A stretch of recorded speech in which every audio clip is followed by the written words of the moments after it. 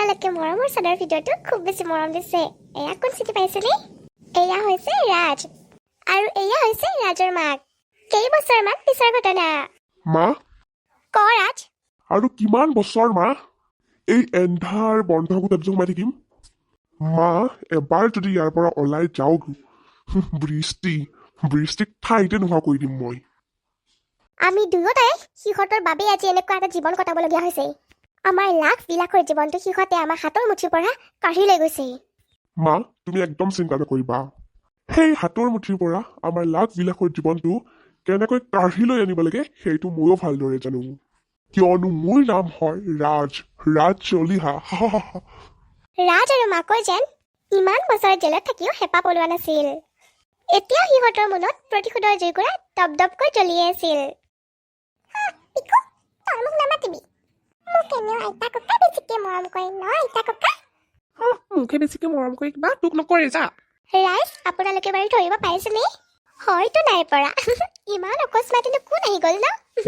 ৰ'ব মই জনাই আছো। অৰ্ণৱ আৰু নন্দিনী সন্তান হৈছে বাৰ্বি, লগতে জুহি আৰু অভি সন্তান হৈছে পিকু। আহক মৰমৰ চাদৰেৰে বান্ধি থকা ঘৰখন মৰমেৰে আগবঢ়াই লৈ যাওঁ।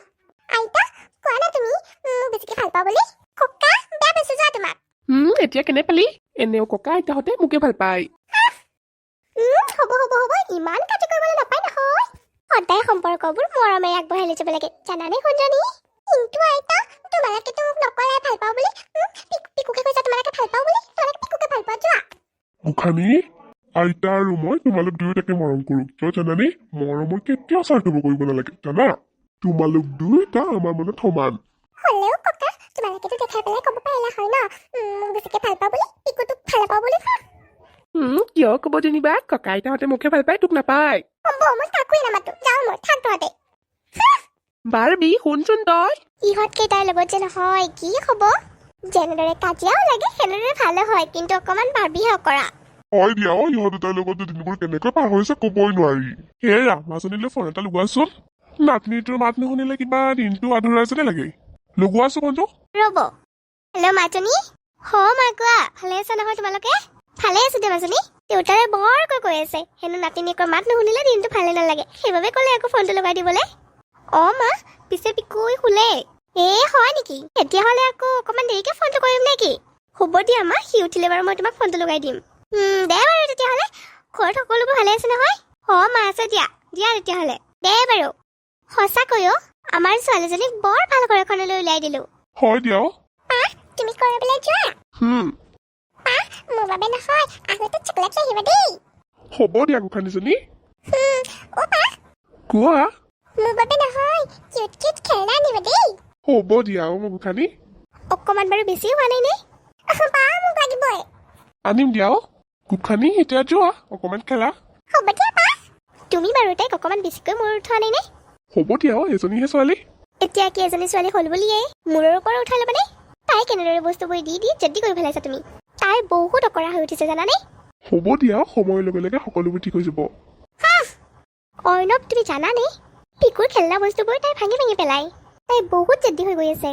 এনেদৰে যদি পিছলৈ জেদি হৈ গৈ থাকে ডাঙৰ হ'লে বেয়া হ'ব। এতিয়া সময় থাকোঁতে আমি তাইক ভালদৰে বুজাব লাগিব। এইটো তোমাৰ আৰু মোৰ দায়িত্ব। তুমি ঠিকে কৈছা বাৰু। হ'ব দিয়া আমি তাইক ভালদৰে বুজাম। বুজালে বুজি পাব নহয়। ইমানো বেয়া ছোৱালী নহয় আৰু তাই। কিন্তু বেয়া নহ'লেও বেয়ালৈ যাওঁতে বেছি সময় নালাগে। সেই গতিকে সময় থাকোঁতে আমি তাইক ভালদৰে বুজাব লাগিব। সেইটো মাক আৰু দেউতাকৰ দায়িত্ব হয়নে? একদম হয় মোৰ সোণজনীজনী। আমাৰ ল'ৰা ছোৱালীকেইটা চাওঁতে ডাঙৰে হ'ল ন? সেইদিনা তোমাক বিয়া পাতিছিলোহে। মই বিয়া নহ'লে চাগে তুমি বৰলা হৈ থাকিলা হয় ন? হয় নেকি? হয়, তুমি বৰলা। হ'ব মোক ইমান ঠাট্টা কৰিব নালাগে। আৰু অকণ কৰিবলৈ মন আছিল, তুমি তেনেকৈ ক'লা যেতিয়া নকৰোঁ আৰু ন? তোমালৈ বেয়া লাগে নহয়? মোলৈও বেয়া লাগে নে তোমাৰ? অকণ লাগে আৰু। কি ক'লা? চৰি।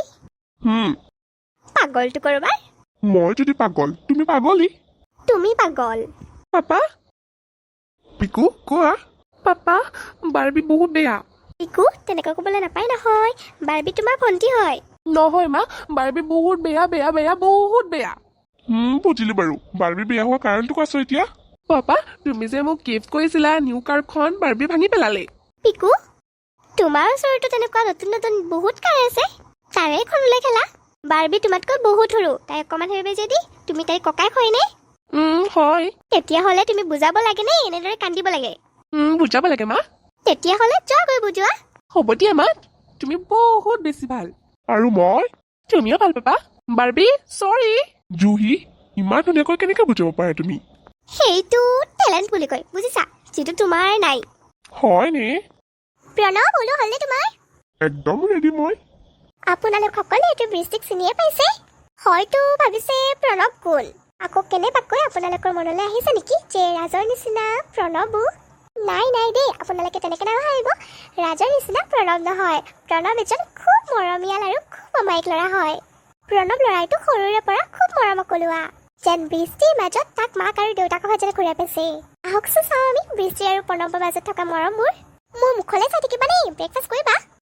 ভাবিয়ে পোৱা নাই মই হ'ব এতিয়া লেকচাৰ মাৰিব নালাগে বন্ধ কৰা তোমাৰ লেকচাৰ বন্ধ কৰিলো বাৰু কিন্তু সঁচাকৈ বৃষ্টি মই এজন অনাথ ল'ৰা হৈও তুমি ইমান মৰমেৰে আঁকোৱালি লৈছা তুমি এতিয়া হয় ইমান মৰম লগা মই মৰম লগা মইচোন কোলা তেজ পাগল মানুহৰ দেহৰ বৰ্ণনাৰ লগত এইবোৰৰ কোনো সম্পৰ্ক নাই কলা বগা আমি নিজে শুনাইছো চোৱা তোমাক এটা মই কথা কওঁ কলা বগা এইবোৰতো ক'তো লেখা নাই যে কলা হ'লে বেয়া বগা হ'লে ভাল আছে জানো ক'ৰবাত লিখা নাই তেতিয়াহ'লে চোৱা মই তোমাক তোমাৰ দেহৰ বৰণ চাই ভাল পোৱা নাই প্ৰণৱ মই তোমাৰ অন্তৰখন চাই ভাল পাইছো তুমি অন্তৰ বহুত বহুত বহুত বেছি ধনী হয় নেকি হয় ব'লা এতিয়া ব'লা আৰু এটা কথা তুমি নেক্সট টাইম যাতে এইবোৰ কথা নোলোৱা কলা বগা দেই তুমি যেনেকৈ আছা মই তোমাক তেনেকৈ ভাল পাওঁ বহুত বেছি ভাল পাওঁ মই তোমাক হয়নে কিয় সন্দেহ কৰিছা মোক অলপ অলপ কি ক'লা মেম আপোনাক বাৰু মই সন্দেহ কৰিব পাৰোঁনে একদম নাই কৰা অকৰাটো কৰোবা মই হাঁহিলো যেনিবা তুমি কিয় হাঁহিলা